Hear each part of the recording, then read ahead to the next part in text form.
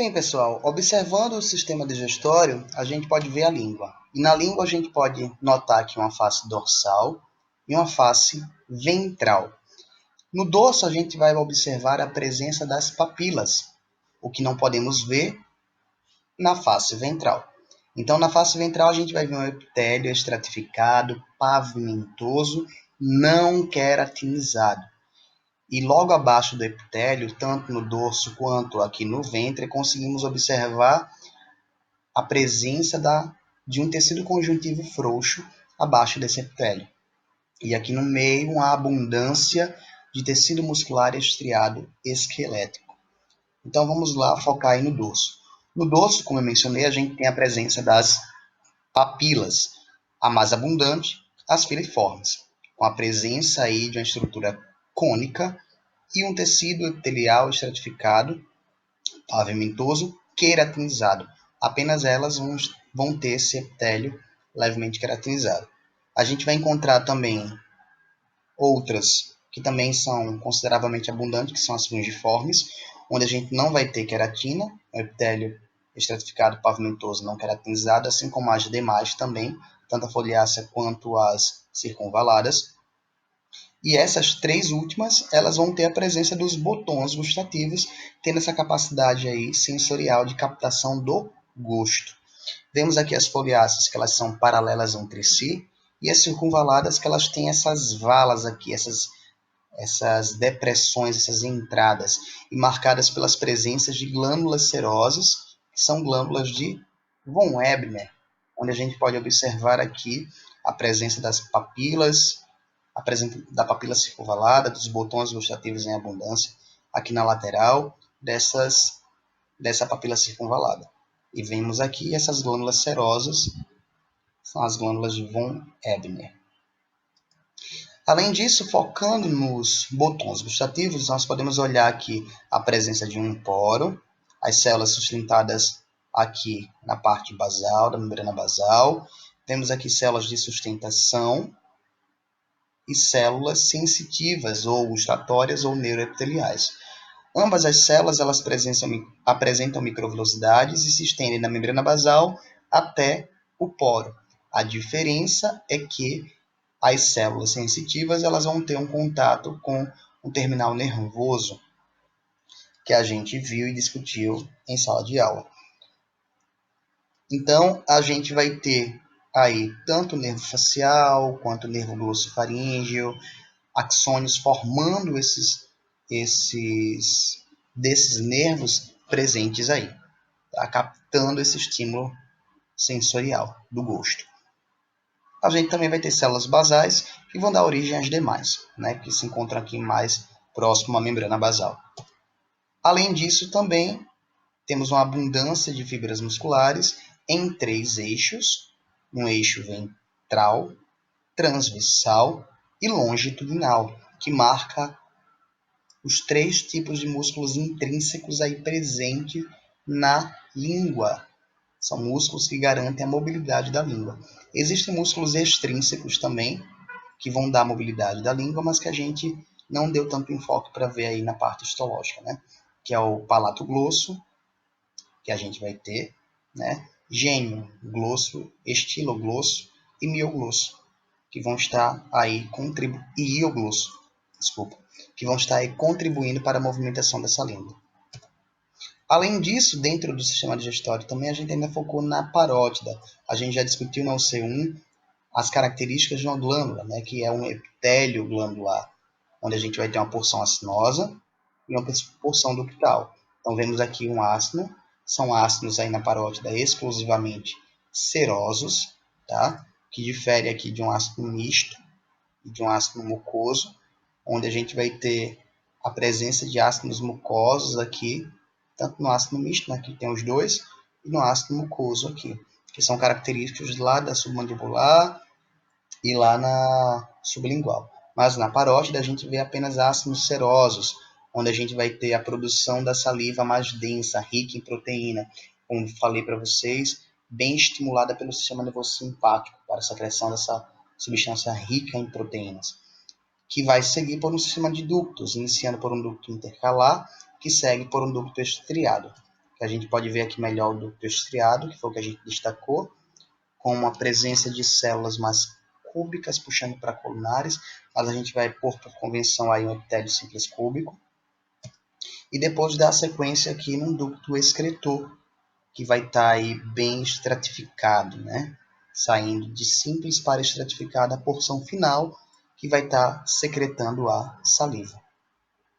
Bem, pessoal, por fim, agora observando o último conteúdo da UC2, que é o sistema urinário, podemos observar especificamente a histologia das estruturas que compõem esse sistema. Então, inicialmente, pelo rim, observamos que o rim, como já discutimos, ele tem o papel lá de filtrar, e ao longo da estrutura funcional do rim, que é ao longo do néfron, a gente vai ter aí não só a filtração, começando na primeira parte do néfron, mas seguindo processos de reabsorção, de secreção e, por fim, de excreção. Mas nós vamos ter diversas funções aí no rim também, além dessas, né? Uma função endócrina, produção de alguns hormônios específicos, regulação do equilíbrio básico e ácido. Então, a gente vai ter uma regulação do equilíbrio hídrico também, de sais, de eletrólitos. E aí temos essas diversas funções associadas ao próprio rim. Focando aqui no néfron, então, inicialmente podemos ver no néfron a presença de um glomérulo.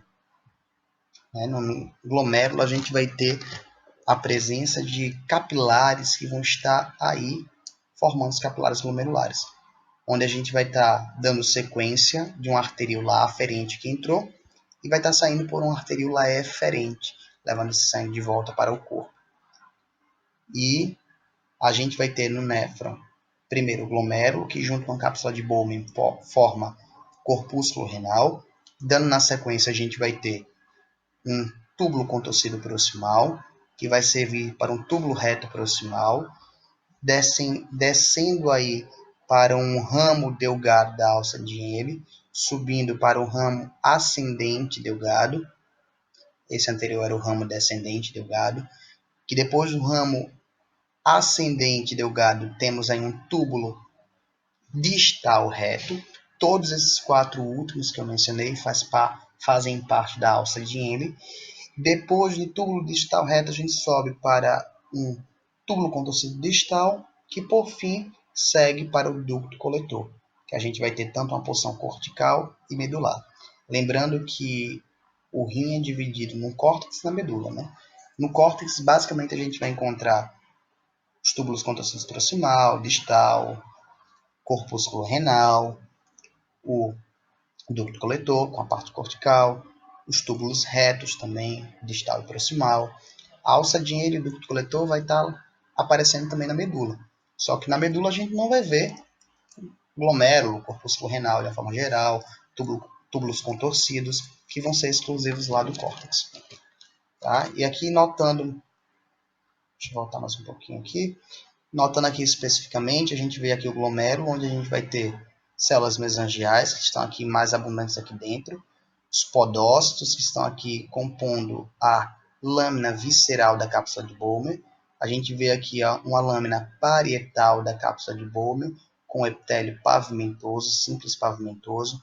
Aqui no meio, entre a lâmina visceral e parietal, a gente vai ter o espaço de Bowman, tá? Por onde vai estar passando toda aquela filtração. Lembrem que aqui, para a filtração glomerular, eu tenho uma barreira. Essa barreira inicia lá pela a superfície que está presente lá com o glicocálice no endotélio. Depois dessa superfície presente no endotélio com o glicocálice, a gente vai ter o próprio endotélio, depois a sua membrana basal, tanto a membrana basal do próprio endotélio, quanto a membrana basal junta com os podócitos, que vão formar essa membrana basal glomerular.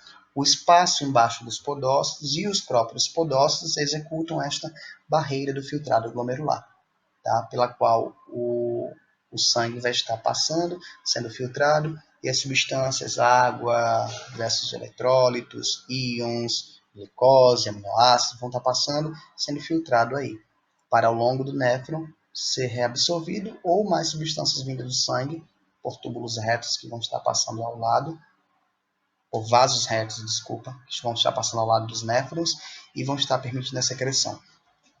Então aqui a gente vê no glomérulo células como as células mesangiais, cujas funções a gente também discutiu em sala, função estrutural, função de fagocitar, de produzir matriz extracelular, de secretar algumas substâncias como prostaglandinas, interleucinas.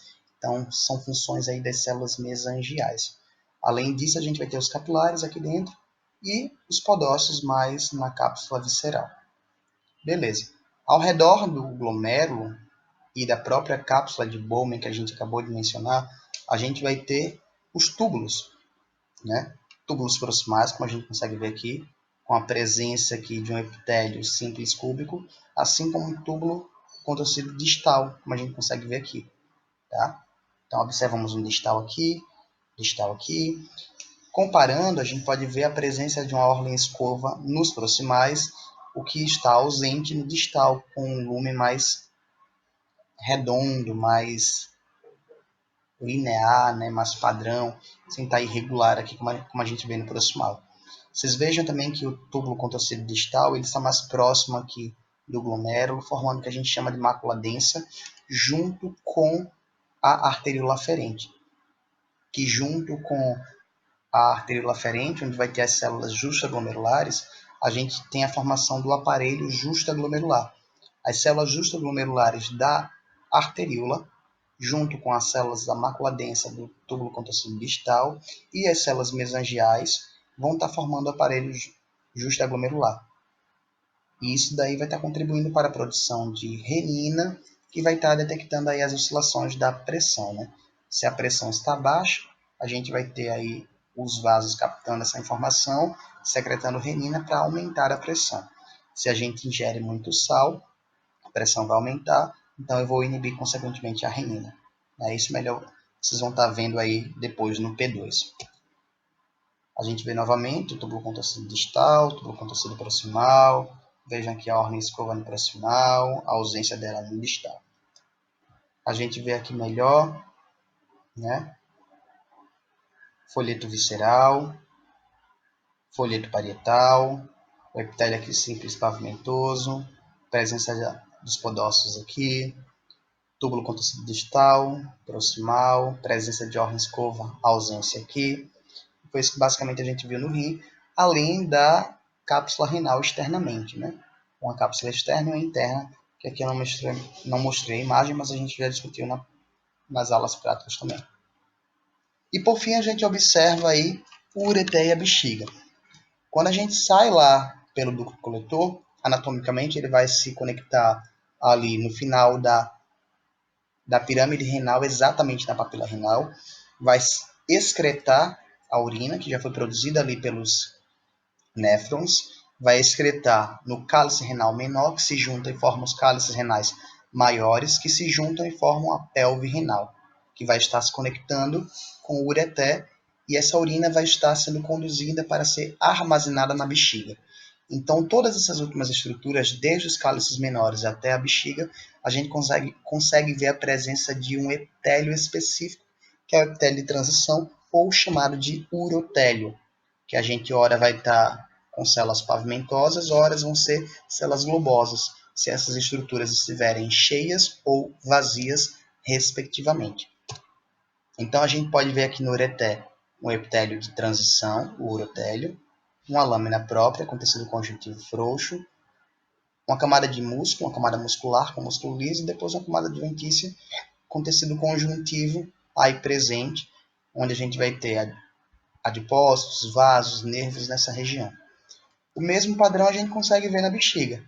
Epitélio de transição, lâmina própria com tecido conjuntivo frouxo, e depois a gente consegue ver uma camada grande aqui de músculo liso, que é o músculo detrusor da bexiga, que segue aqui com a adventícia, um tecido conjuntivo aí presente também, um tecido conjuntivo denso.